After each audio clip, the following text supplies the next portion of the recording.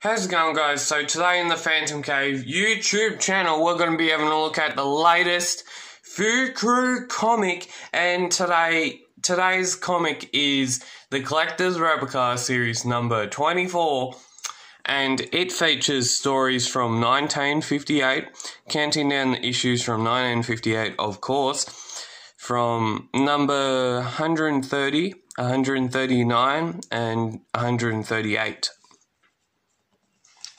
Enjoy this comic into it, and hopefully we can get through it and explain some of the stories that are in this comic.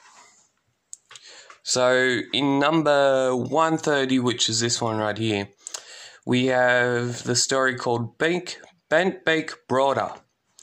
In number 129, we have a story called Crown Jewels of Corba, art by Wilson McCoy. And again, number 128, The White Princess, with art by Wilson McCoy. Now, one thing we've got to point out in this first story is the Bent Beak Broader story that we are looking at right now is actually Bent Beak Broader part 2. And you can tell by how the story just jumps into the story and doesn't give no meaning, no whatsoever of what the story is at so far. Has nothing that says about that, and I just could tell it was Bent Beak Broader part 2. Now, this story in particular, it was featured, I think, last year in the first hardcover back issue of Frew's Legacy series. So that series is expected to return this year, I'm guessing, because we had featured art by Mr. Chris Wall, which he's an amazing artist. So this story is where the convicts of Bent Beak Broader's gang get out of jail, and then they are basically getting picked off one by one by the Phantom. Phantom rescues a girl, and then Bent Beak Broader is the only one left. He is then very, very petrified. He's terrified of the Phantom, and eventually he hands himself into the police, which the Phantom scared him a lot. And then we have Phantom number 129 by Lee Falk, author of The Mandrake.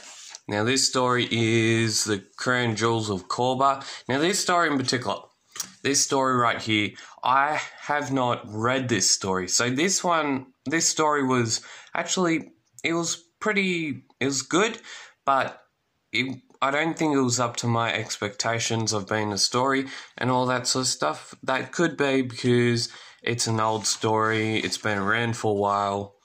But again, saying that, I have not read this story. And this story goes along the lines of the Crown Jewels. Crown Jewels of Corba, there's a guy that thinks that is a renowned specialist, a renowned expert in jewelry, diamond hunting, and diamond looking and searching, and discovers that the Crown Jewels of Corba are fake. Now, his daughter then goes to the Phantom asking, "Can I have some help to rescue my father?" And then the Phantom gets into it.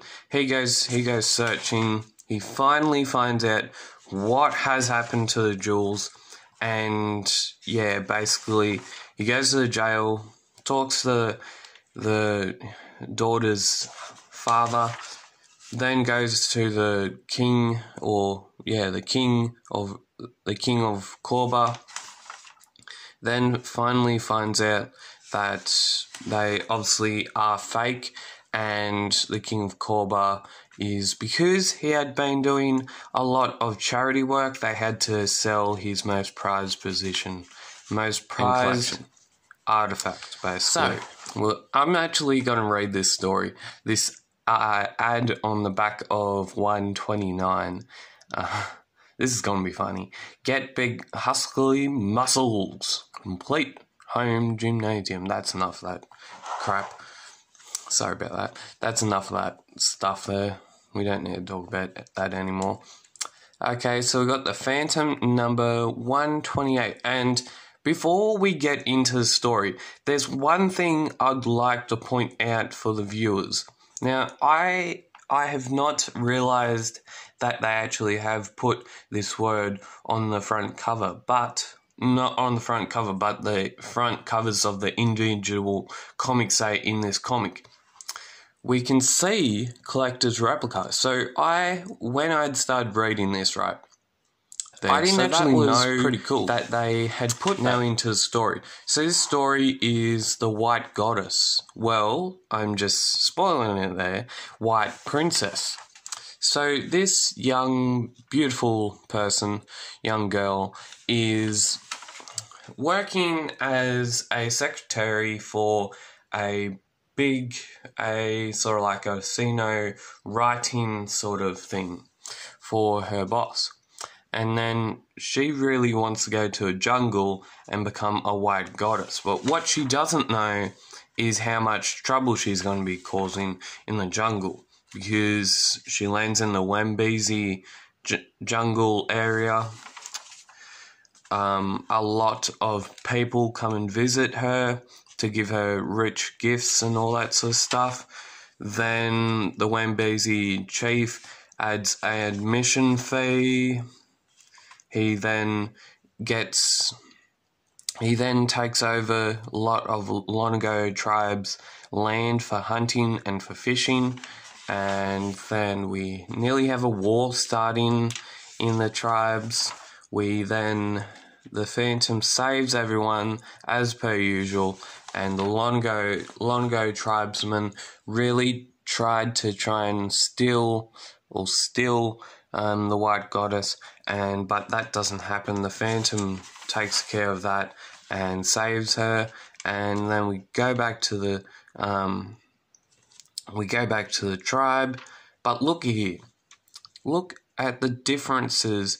I've noticed this when I was reading it. Look at the differences between this panel on the Phantom and this Phantom panel on the left of it.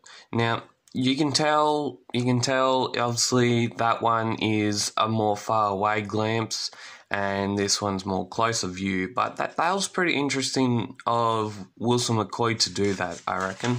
But yeah, you still get it, because that's obviously what you're supposed to do in art and all that. Back to the story.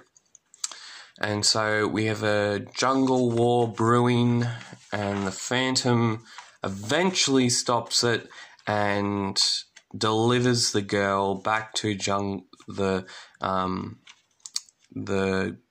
basically the jungle police, the jungle patrol, and she goes back to her city. Now we've got two ads to be a matter of a fact.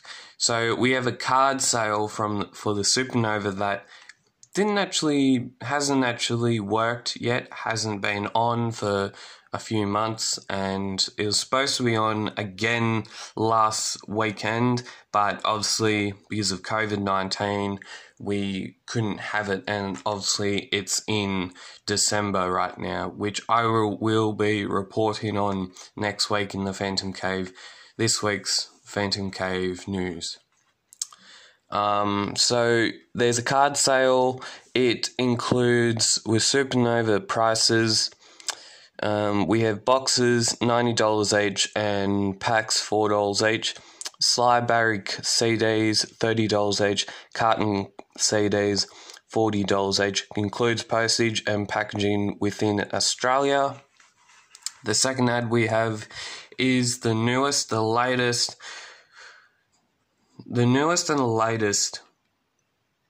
trade paperback. And so this one you can get from $30 and upwards. So the postage for, it's $30 for international viewers and buyers, and it is, I think, $42.50 for Australian comic book readers. Now, the trade paperbacks special, it has a Triad Saga, which was last published back in the mid-90s or something like that, and it is collected all for the first time in colour, and it also has a brand new sequel by Andrew Constant and illustrated by Romando Fellman. If you would like to subscribe to the Phantom Cave YouTube channel, go down below, subscribe, hit that subscriber link down below, and as we all know, keep Phantom Caving, and we'll see you next week on the Phantom Cave YouTube channel. See you.